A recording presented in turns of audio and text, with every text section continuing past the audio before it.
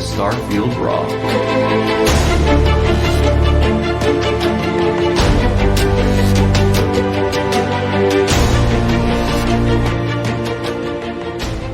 Hi everybody, welcome back to Starfield Raw. I am Joe the Widget, and I am joined by my fellow amazing, awesome hosts, because they're my best friends, so why not? And first off, is always, the one-armed bandit, Mr. Rook. What's up, everyone? Here on the East Coast, or West Coast, it is T-minus 10 minutes, 10 hours, 45 minutes for game, for early release. I can't wait. Did we decide if we're going to release this episode tomorrow? Yes.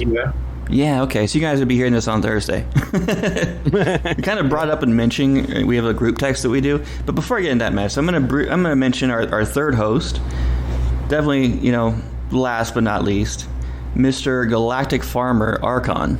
Galactic Farmer, I like it, and in not too long I will be galactic farming the crap out of that game. Mucho crap. Yes, I cannot wait. I am so hyped. It is so close at last. I've been following this game since it was announced years ago, and even before that when I heard rumors of it. Yeah. And it's finally going to be here tomorrow, or today as they're listening. Yeah, we've been on air now for what? This will be our 6th episode now. So yeah. 6 weeks we've been talking about it and talking about it and talking about it. And now, as this episode is going live, we can officially say it will be here today. And just as a reminder, everybody, this is going to be the first half of this week's epic, or quote-unquote, episode. Because we're going to be recording our first impressions of the game Sunday night. And we'll be releasing that Monday morning for you all. Don't worry, it'll be spoiler-free. Yeah, we're going to avoid all the spoilers. We're just going to get into basically like how we made our characters, what we think and our impressions of the game early on.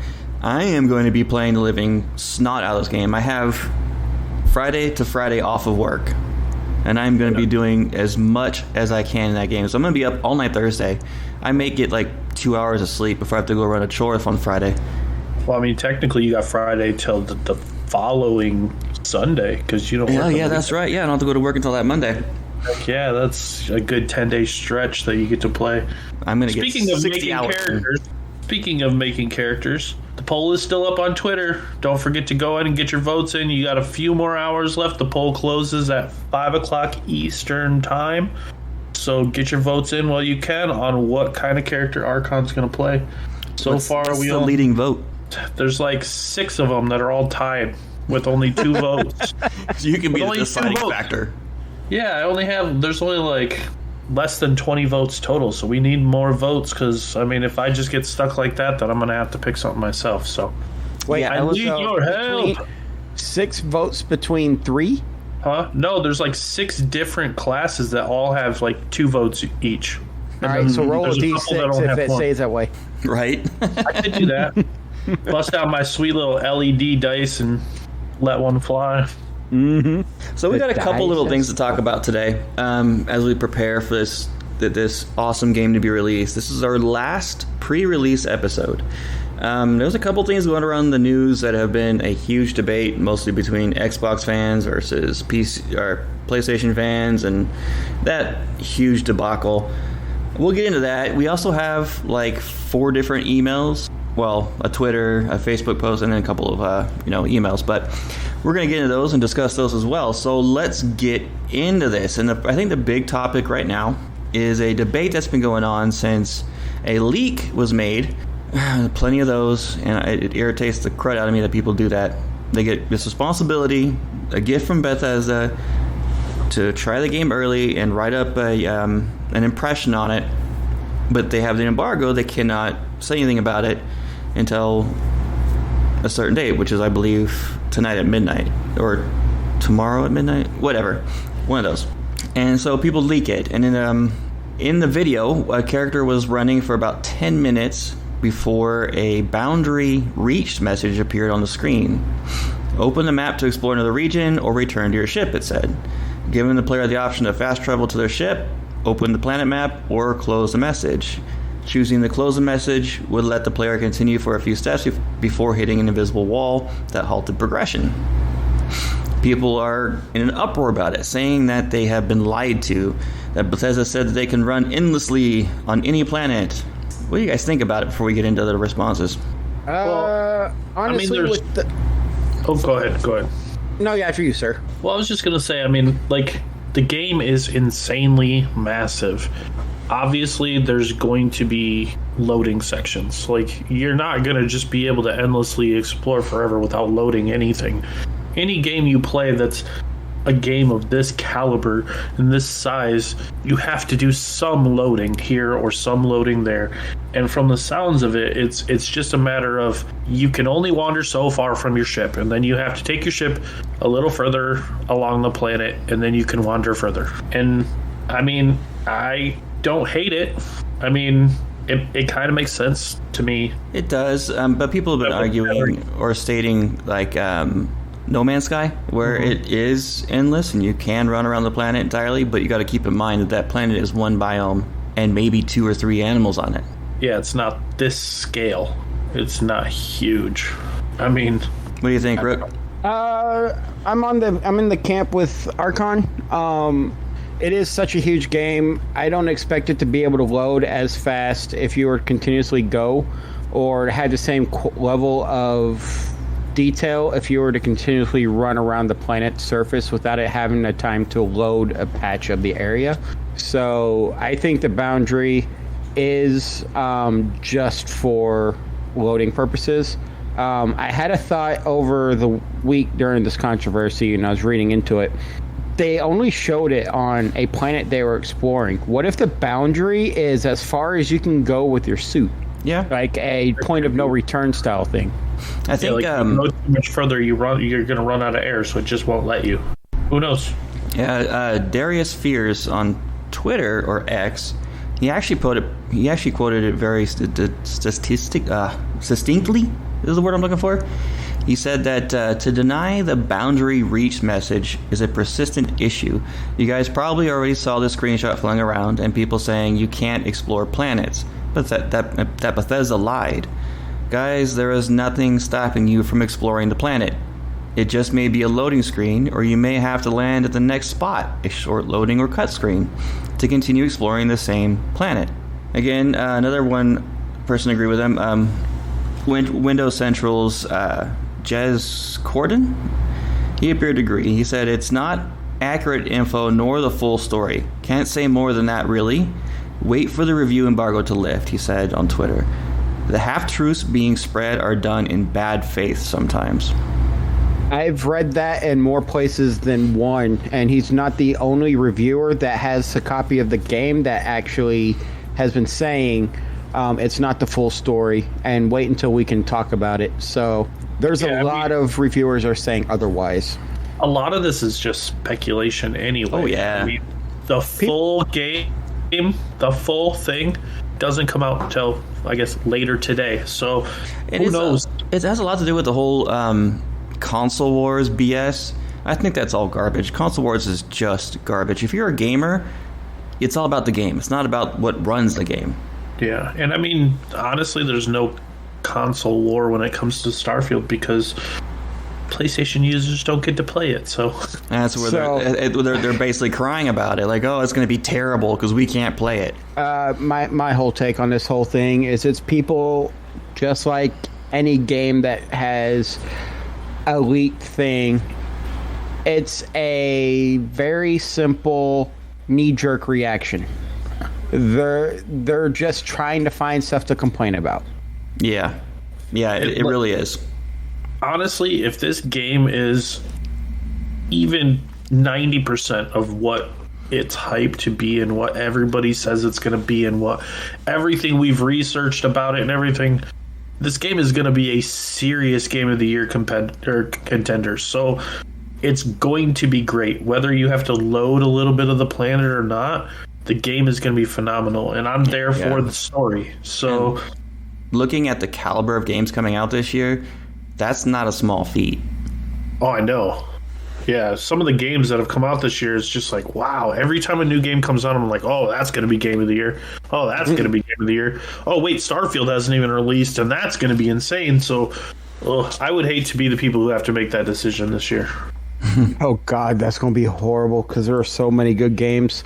But no, this one, I think the boundary argument and the possibility of having to take off to go to another portion of the planet to explore kind of sort of solved our travel issue that we're talking about.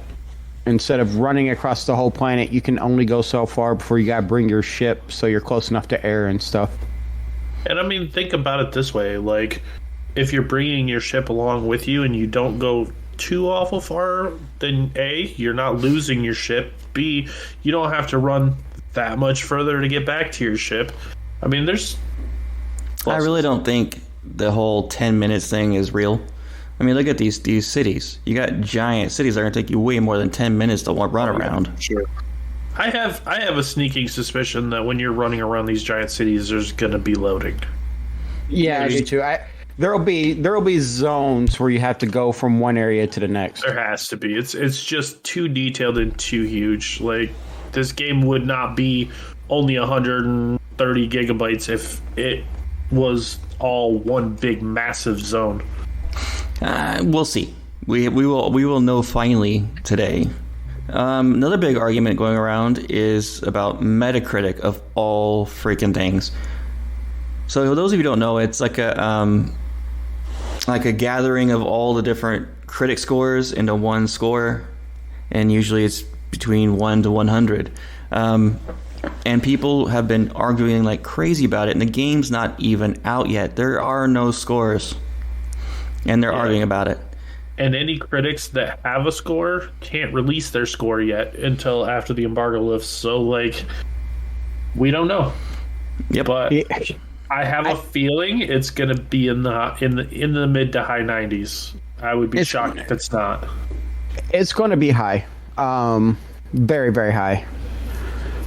I would say, based on everything I've read and seen, this is just speculation based on what I've read and seen. I say it's probably going to be a 99 or one of the very rare 100s. It's definitely possible, because the only complaint that I've seen, really, based on everything that I've come up with, is A, the boundary debate, and B, you can't play it on PlayStation. Yeah. Nobody has anything else to really complain about, so... Yeah, people on PlayStation fans are saying if it's not higher than a 90, then it's terrible and it's not worth it. Yet the majority of PlayStation exclusives that have come out in the last couple of years have all been below 90. And the fact that the people who have got their hands on the game that aren't allowed to say anything about the game have all said that they've been losing a lot of sleep. Yeah. That kind of lets me know the game's good. I saw a lot of them. Go ahead. Well, I was just saying, like, if I was playing a game and reviewing it and it wasn't that good, my sleep wouldn't suffer. That's for sure. And a lot of them were saying, like, oh, I've been playing 50 or 60 hours already on the game, and I can't wait to release this review for you guys. Like, geez. And they've had it for 2 weeks, and that's what they do for a living. Yeah, unfortunately, we don't do that for a living yet. Not yet. Not yet. You caught up on my yet. Yep. I think we're all hoping the same thing. That's why. Oh, yeah. All right. Rook just put something in the notes. What's going on, man? So I heard something earlier today when I was sitting at work, just surfing the internet, bored like I shouldn't be doing. And there's already performance releases for, not performance release, but patch release notes for day one early access patches.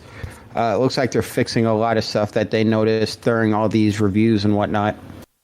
So a lot of it looks like it's coming out on for the Xbox Series X or Series S and X.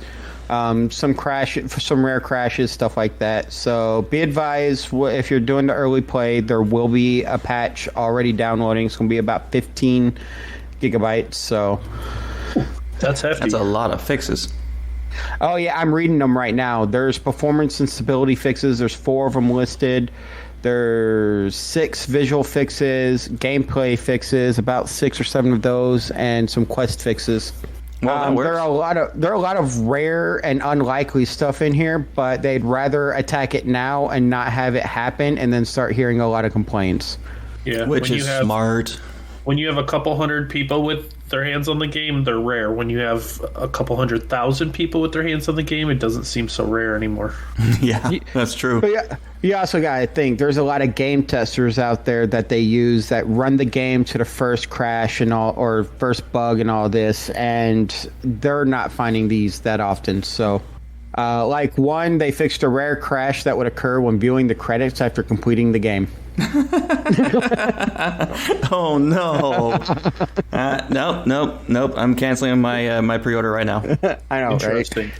Especially since they said it could take like hundreds of hours to complete the game. You telling me somebody's already completed it in their 2-week playthrough? Well, somebody has to play it through the end of the quests and stuff to verify there aren't major bugs. How do you kill that which has no life? Yeah. Give them a game that they can die endlessly in. All right, so yeah, I thought there was already like a patch that came out for the PC too, because I had an update. It was an update. That might have been the one for the PC. Yeah, I did. Thanks for reminding me. Mine auto-downloaded something like a couple days ago. I have one more thing to mention. Go ahead. Okay. This has nothing to do with the patch. On Twitter, Beth messaged us in chat again, and she goes, it's apparently a blue moon tonight on the eve of Starfield. Yeah. I saw that. It's like supposed to be the biggest and most spectacular moon this year. You know what they say, great games only come out once in a blue moon. I know, right? So here we go. It's a blue moon, so... Speaking of that sounds like a good omen. I know, right? Speaking of Beth, she actually messaged us late last night with a good question, and I thought I'd put it in the show, so I think it could help more people. Anyone want to read this? Sure, since I'm already in the thing. Beth asks... She subscribed to a program called Shadow PC to help her run Baldur's Gate on her basic desktop. She asked, do we think Shadow PC will be able to run Starfield from Game Pass, which she bought the upgrade for early access, or should she just bite the bullet and upgrade the Xbox right away? Didn't she say she was running the Shadow PC from a Steam Deck or something like that? Well, she said she had a Steam Deck. Oh, I thought that's what she said. She was running the Shadow PC Pro. I mean, I bought a Steam Deck last September and have been running it docked playing PC mode. Yeah. That's either way, it's not recommended to use Shadow PC. Seeing how big this game is, you could definitely, most likely, will see a big slowdown, a noticeable slowdown in the game. Yeah, so I already recommended to her, when you get a chance, get the Xbox. Yeah, I think, I mean, from everything I've seen, I've never played a Steam Deck myself, but from what I've heard of them, they are pretty powerful. But this game is kind of next level. I mean, if they're saying they're going to have to cap the frames per second on an Xbox Series X, I seriously doubt a Steam Deck has the processing power of a Series X. Interesting is, I just remember this. Someone asked Todd Howard about Steam Deck a while ago, if it would be able to be, if we could play Starfield on Steam Deck, and he said, well, we're thinking about it. Interesting. Well, after they make Microsoft happy, it wouldn't hurt for them to branch out as a business, to branch out to other gaming platforms, with Switch being the harder one to port to. I don't know if they will, because isn't yeah, it is Xbox exclusive. Yeah, it's Xbox exclusive because Microsoft is Bethesda's parent company now. But that's what I'm saying. Business decision. After they make Microsoft happy, Microsoft would probably let them go out to the other platforms. Yeah, that's the hope, and a lot of people are hoping for that too. It's possible. Yeah, I know. It would make horrible business sense not to. Yeah, and then depending if really they can. Then there'd really be a console war. Everybody'd be like, why is my Xbox capped at 30 frames per second, but on PlayStation they can play it at 60? Oh, no, I got a feeling they would cap it at 30 if they go to PlayStation. Just because the system, Bethesda's owned by Microsoft. Yeah, I'm a PlayStation guy, so I'm always going to lean toward the PlayStation's the better console. But if it does come to PlayStation, then I will definitely check it out. But otherwise, I have a gaming PC for this purpose. Yep, me too. I always recommend the gaming PC above all else. Master Race. I got my gaming PC and my gaming laptop for when I'm not home. That way I can play it wherever I am. Back in the day, PCs were the way to go, but consoles these days, it's cheaper to buy a console that can run a game than having to figure out what you need to upgrade on your PC to be able to run some of these games. Yeah, that's valid, but still, I mean, the power of the PC is not underestimated. Don't underestimate my power. The power. Archon, what do you got going on? Well, I actually am, as I've mentioned before, I'm a part of a couple different Facebook groups regarding Starfield, namely the Starfield Xbox community and the Starfield Bethesda. But I got a listener message me on the Xbox community. A listener by the name of Ricky brought up a pretty good point. He said, how do third-party apps and podcasts like this one affect or not affect personal gameplay for people? I have personal experience in this, so I'm going to go last. My answer is it gives me a good point of view on, as a player, it gives me a point of view of what I can expect or what other people think of the game. It doesn't necessarily affect whether or not I will play the game or how I will play the game. See, for me, it does to an extent. Like, if I see something or hear something really cool on a podcast that somebody's did on a game or something like that, I might try and recreate it, or I might try and, go down that path. Or maybe, like, sometimes I'll hear about some things, like I'll use Diablo 4 as an example, because that's a game I did play a lot when it launched, before they killed the game. But, I would look up a lot of builds and things like that. People would post builds online, or there'd be like videos on YouTube or different podcasts or stuff, people talking about like stronger builds and stuff like that. And I would try and model my build. I always modified it a little because I don't play the same style as everybody, but I would try and model my builds similar so that I could get the same results. So, I mean, it does affect my personal gameplay some. Okay. Let me rephrase my statement. I will look up stuff after I'm playing the game if I want an idea of how to do a build, but I won't let it dictate whether I'm going to initially play a game. But as I've said multiple times, I'm about lore and I'm about the story.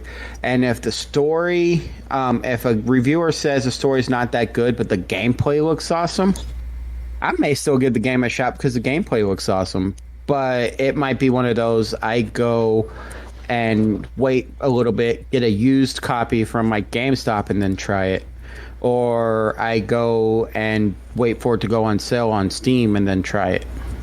Oh yeah, I'm the same way. Like, especially like with movies, things like that. When, like, if I look up a Rotten Tomato score or something on a movie and it says that it was like a 40%, I'm like, that doesn't mean I'm not going to go see the movie. Because some people are just like unnecessarily picky about things that I'm not really, and I tend to like movies that even a lot of people that are friends of mine will tell me, oh, that movie was garbage, and I'll go watch it. I'll be like, what were you talking about? That movie was good. A lot of people enjoyed every minute of it. A lot of people said the last Power Ranger movie was horrible. Oh, I love wasn't that that good. I love it. Yeah, I love that Power Ranger movie. Dude, it was really. Where were you in a couple of years ago? Dude, it was Avoiding really campy, but it was good. It had some like lesser known actors. Okay. Yeah, it's actually not horrible. I would say watch it, Joe, just so you can enjoy it. I mean, if you have any nostalgia for Power Rangers, it's no, I never liked them. Oh, well, then we can't be friends anymore. Yeah, then there's no reason to watch the movie then. Back to this point here. When I did a show about Skyrim, what we discovered throughout the year and a half we did the show is that it was primarily a way for people to feel like they belong to a community. Not just feel, but actually belong to a community of players who are just as passionate about this game as they are. Yeah, they absolutely love listening to what we were doing in the game. They like to emulate us, try to beat our records, what we did, just like you were saying, Archon. But it was mostly about the community environment. They got to say their piece in it. They got to hear what we had to say about it. And that's where the biggest effect comes from. If you can relate to these people, like your favorite podcast, your favorite YouTube channel, it adds more a different dimension to the game. And yeah, it kind of helps with the immersion, because you're not the only one in, even though it's a single player game, you're not. One thing I'm really hoping this podcast becomes is something like what you were just talking about, Widget. Yeah, that was the goal we were talking about early on. Yeah. Mm-hmm. I can't wait to start talking about my playthrough. Oh, I can't wait. I will be doing videos once I get set up. I'll be doing weekly runs on YouTube with my runs, and if y'all post, that'll be awesome. One thing that I did also notice as far as that question goes is that gameplay is not... So when people talk about things in YouTube videos and podcasts and things like that, keep in mind that you're not only influencing the other gamers, because the devs and things like that, you may not think about it, but they're hearing it and they're seeing it as well. And I noticed that a lot, especially with Diablo 4. Anytime somebody would be like, oh, we found this super cool farm spot, the next day it was nerfed. So, I mean, it's like some things... Yeah, but the difference is this is a single-player game versus Diablo, which is multiplayer. That is true. I mean, this was... I was just answering the question, not necessarily directed towards Starfield, just as a whole. In general. Yeah, as a whole. Well, you did... I see your second bullet point. I completely forgot about this, and it's a really good thing. Oh, yeah, about the comment Pete Hines made in his recent interview. Which also created a huge uproar. Yeah, it created a massive uproar, but then he redacted... Oh, well, we'll get into it. Basically, Pete Hines made a comment in a recent interview that the real game of Starfield takes place after you beat the main story quest. If you read more into the interview, if you take that statement out of context, everybody's like, what? But if you read more into it later on, he did redact that statement a little bit, and he said it opens up a lot more once you get really far into the main story. So, as you're getting further into the story, the world opens up more, and there's a lot more you can do, yeah. Obviously, when you first start off, you're probably going to be on one planet exploring it, and as you get further and start exploring more of the galaxy, the more it opens up, the more you're going to have to do. I guarantee you, we're going to be locked in the main story for a little while because it's setting up the stage for the game. And after we join Constellations, probably when it's going to start to open up. And as soon as they start giving you your trade skills, there goes Archon. As soon as you get your first ship, I got a feeling I'm going to leave and never look back. The ADD is going to kick in, and I'm going to be looking at ways to add parts to my ship, get better ships, and go build my bases. How many bases can I pull off in this week? What designs can I do? You post a picture one of these days. There's going to be a planet of nothing but one base. Oh yeah, hang on Twitter. I'm going to be posting a lot of pictures of my bases and ships in Twitter or X. Oh, I'm going to be posting things as well, and this is going to be so much fun. We have a lot to talk about, I guarantee you, on this 0.5 episode, and then next week's full episode 7. We're going to start getting into our real playthroughs. That's going to be a blast. Well, we have 2 more emails. When you guys want to take one of them? Somebody get to the one from Luke, because I got some things to say on this one. All right, we'll start with the one from Luke Hancock again. Yeah. I'm serious. That's what the notes say. He put in parentheses again. I put that in there, because it's like his third or fourth appearance. That's what you said. That's great. All right, he goes, yes, love it. Love the interaction, actually. He goes, hey, guys, it's finally here. With all the awesome collaborations Bethesda has been doing with Starfield, like the private label gear, murals in capital cities, and trams decked out to promote the game, which piece of marketing has been your favorite? Also, You can just stop there. Right there, and we will get to the rest in the discussion. Because the funny thing is, Archon and I are both big fans of this particular group that did something special about a particular game that we're big fans of as well. Yes. All right, let's get to marketing. The gear they released in the Constellation Edition that I wasn't able to get because it sold out within hours of them I wanted releasing that watch. it. I wanted the watch too. You'll able to find it on eBay. Bethesda, I'm super jealous. There's this YouTuber that got the preview copy, and they then sent her, and she was all over Twitter about it. I'm the luckiest person in the world. They sent her a Starfield jacket along with the controller and something else that we really wanted, the headset. Oh. Yeah, I think I would be in tears for the first time since my son was born. I wish the controller would definitely be nice. I wish they would release a mouse and keyboard. Dude, Because I don't run controllers. Oh, that would be sweet. I would buy that. I need a new mouse, so that would work out. Bethesda, make a mouse and keyboard, and you'll sell out quick. Very soon. I need to buy one like now. My favorite mouse that I've ever had in a video game was when Cataclysm came out for World of Warcraft. SteelSeries came out with this mouse that was like, I have pretty big hands, and it was like a big mouse. Like, it fit my hands so nice, and I love that. If they collaborated with Razer, which is my favorite brand. Oh yeah. Sold. Well, my favorite brand is not Razer. Mice too, though. SteelSeries makes some really good mice. I like Corsair's mouse. I'm running Corsair mouse and keyboard and gaming chair, and they're actually quite good. Corsair's not bad. They're actually in the top 3 for sure. I'm using a Corsair right now. It's all about personal preference. I just like the responsiveness and the feel of a Razer. I have a Razer keyboard and a Corsair mouse. I used to have that setup. I used to actually have a Razer Naga, the little hand board off to the side, a Razer keyboard, and a Razer mouse, and a Razer headset. And then one day I, for some reason, went with Corsair, and I've been with them since. Funny thing is, I have a Corsair headset that I use for podcasting, but I have a Razer mouse and keyboard. See, I got the Razer keyboard, the Corsair mouse, and I'm using a SteelSeries headset. Okay. I'm so Corsair that the only non-peripheral that I'm using is this mic. Her microphone. The Quadcast, the HyperX Quadcast, and my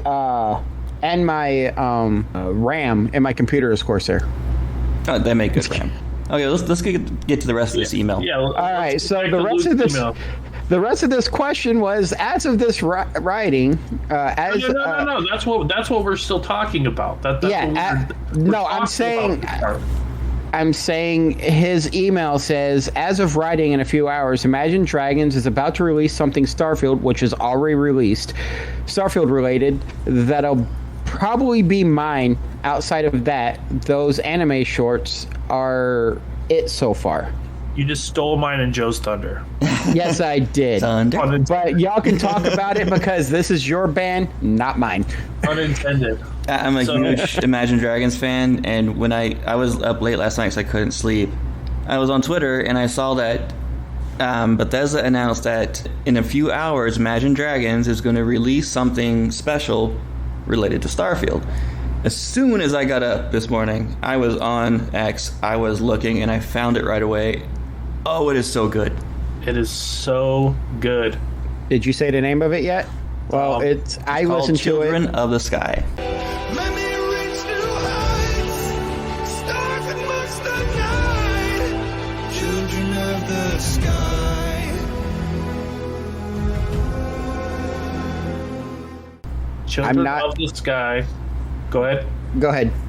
Well, I was going to say, it is a song based off of Starfield, and it has music from the actual game tied in throughout the entire song. And the video for the song on YouTube is just gameplay. Just all kinds of gameplay. Scenes that I've never seen before. That just... Yeah, it's in my top 3 favorite Imagine Dragons songs. Up there with Thunder and Machine. It is good. It is a good song. Now, This is coming from two really big Imagine Dragons fans. Yeah. I only like one of their songs, and that's because Pentatonix did it. However, I gotta say, this was a really good song. I would listen to this song multiple times, and I probably will because it brings in the feels. If you haven't watched the video and given it a listen So, yet, to- it is worth yeah. the time, and it To- gets you so hyped for the game. To answer your question, Luke, yes, Imagine Dragons is by far the best thing they have done to promote the game. Even though they didn't really promote it, it was Imagine Dragons' idea. I mean, I It's think still it promoting the promotes game. pretty Yeah. good because there's a lot of gameplay in that, and it ends with the Starfield logo and everything. So I think it's a promotion. Yeah, I would think they were consider that a collaboration with Starfield for sure. Then there's the rest of this question. Yeah, go for it. And if you haven't seen it yet, Stephen Ford from Kamen Rider and Teen Wolf, the guy who also made the very, very good Ghost of Tsunami short film, is working on something as well. I'm wondering what he's working on. Yeah, I haven't heard anything about this, and I have no idea who that is, and I am completely lost. Oh, everybody should know Teen Wolf. Oh, and Ghost of Tsunami was a very, very, very good game. I don't know about the short film. Like I've never seen the film, but the game was phenomenal. Like it was very good. So if they're teaming up with him, there's a reason. I butchered that when I said it. It is Ghost of Tsunami. I said Ghost of Tsunami. I wasn't going to argue with you. But yeah, I haven't heard anything of it. But if it's as good as the very, very good Ghost of Tsunami short film, then it would be interesting, especially if it's live action. Yeah, that live action trailer they released was pretty good too. This just kind of rings of anime to me. It was It probably will be. the live action trailer was like, I watched it and I was like, oh yeah, that looks cool. But the Imagine Dragons song with the gameplay footage, that got me hyped. I was so hyped after watching that. You could ask these guys. That's the first thing I said was, "Oh, that got me so hyped."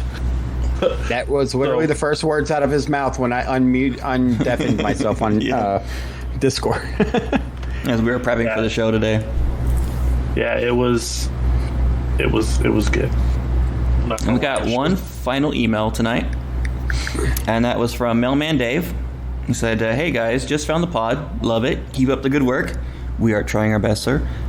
A little off topic, but I was wondering if you guys enjoy the Outer Worlds, and wondered if you think perhaps any of these new cool features in Starfield might make their way over to Outer Worlds 2. I know that game was announced, but I have no idea what stage it is currently.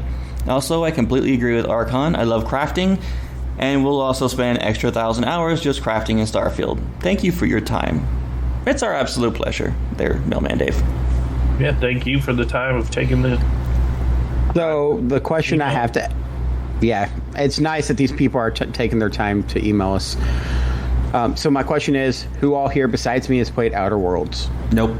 I have not, but because of the email, I watched a few videos on it. It looks good. It looks fun.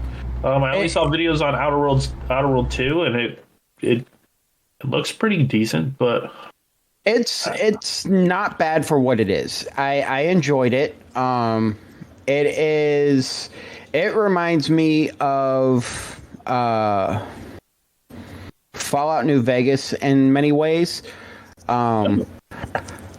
It's also based on corporations owning certain colonies and stuff like that. So, in my opinion, because I've played Outer Worlds, I don't know if Obsidian really will take too much from Starfield unless they make it more open world than it was. It was open world, but you're limited on where you could go. It was a smaller map when you left a town. It wasn't like what Starfield's doing, where you can just run across the entire planet or fly to other locations on a planet and explore the entire planet. Plus, it kind of depends on whether or not the developers are fans of Firefly or not. When it comes to that, it felt fairly Firefly-ish, but not so much. It really depends upon if Bethesda wants to work with Obsidian and give them the rights to use some of the stuff they may have come up with and may have copyrighted, ultimately. Copying over, not direct copying, but copying ideas and systems is a time-honored tradition in gaming. Someone comes up with some cool idea and other games go after it. Yeah, it's flattery. Yeah. But not every game actually wants to copy the next AAA title that's releasing that's really huge either. No, it's a have you ever heard of a little-known game that not many people have heard of called World of Warcraft? Every time they come out with a good like add-on for the game, and people download the crap out of it, suddenly it becomes a main feature of the game. Mm-hmm. Yeah. But same situation. They like to copy other people's work, and but does it do the same thing with Skyrim? Like their last edition they did was actually included several user mod created features of the game. Yeah. With their permission, and Bethesda actually paid them for it. If only they would add in a mod created multiplayer mode. Multiplayer. They're really. That would be nice. All of a sudden, the patch we find out wasn't what the patch note said that was. It was a multiplayer edition. It's a multiplayer patch. I mean, even if they just let you like join games with your friend. I said it before. I mean, I'm fine with it being single player. Well, because it's going to give us more content. And if they spent the time to make it multiplayer, we may not have been playing it as of today. And two, it may have taken away from some of the experience of the game. I want it all, dang it. Is it too much to ask to just have everything? No. I want everything too. I don't want my cake and to eat it too. I want the whole factory, cake making factory. Yeah. It reminds me of that old classic song, "You can't always get what you want." Unless you're fans of BioWare and overload BioWare with a bunch of emails till they change the ending of their game. Or if you're good at modding, and then you can get what you want. Right. In the game. Unfortunately, I've never been into modding, so. One of the last things I want to bring up for the show is that Bethesda did announce that they're going to be doing a pre-launch party on their Discord for Constellation members. It's going to be that'll be starting 4 p.m. Pacific and 7 p.m. Eastern. It looks like there's roughly 3,000 people attending, so that should be a very chaotic Discord chat. And then listen to the show, and there'll be 4,000. Oh, God. Where did all these people come from? Well, Starfield Raw released their video, and more people want to go to it now. Yeah. All right, guys. So the next time you will be hearing from us will be episode 6.5, which we will be recording ourselves Sunday night, and we'll be releasing Monday morning for you. And I can't wait for that episode. It's going to be the first episode where we are hands-on with this game. It's beyond exciting. And if you want to follow... what? So it's just our first impressions of the game. Once again, no spoilers, so don't worry. It's going to be completely spoiler-free, just impressions of the game and, our experience so far. Yeah, we're going to get into our actual playthroughs more in depth on episode 7. If you guys want to send us any kind of emails, questions, comments, anything you want, send it in to starfieldraw@gmail.com. You can follow us on Twitter at starfieldraw, or X, we even call it. Where can they reach us on Facebook, guys? Facebook at Starfield Raw. I have a page that we all use. Every one of us sees it on a regular basis, and most of us are pretty quick at replying if you send us a message on there. Yeah. I got back to Beth at like 2:30 in the morning last night, but that was on X. Yeah, and Facebook page makes Rook so excited that his voice gets really high when he talks about it. My voice Make gets sure really you follow high. us there. And you can follow me individually, if for some reason you are crazy enough to do that, at the Widget, THEWIGIT. You can follow me at Rook213. And you can follow me at thearchon606. Thanks for Also, listening. Go ahead. Just say, also, don't forget to give us a good review on all the major podcasting sites. It really helps us out a lot. It helps us a ton to get more noticed. Yep, so just, take a second and drop that review in and help us out, and then we can keep doing this for even longer. Thanks for listening, everybody. And we can't wait to talk to you guys again very soon, and have a fantastic week. Enjoy the game. T-minus 11 hours at time of this recording. Yes. Have a good week, everybody.